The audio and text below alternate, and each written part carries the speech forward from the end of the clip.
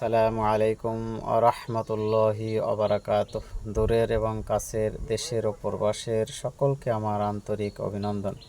আমি আপনাদের সম্মুখে একখানা হাদিস পরিবেশন করব।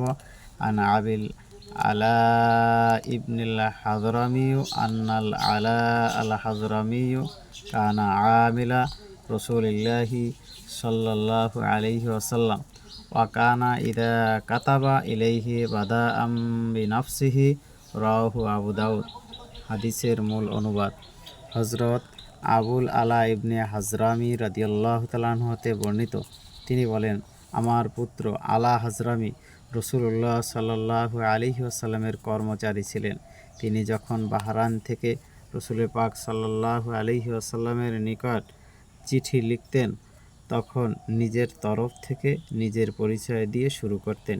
ইমাম আবু দাউদ রহমতুল্লাহ আনহু হাদিসখানা বর্ণনা করেছেন।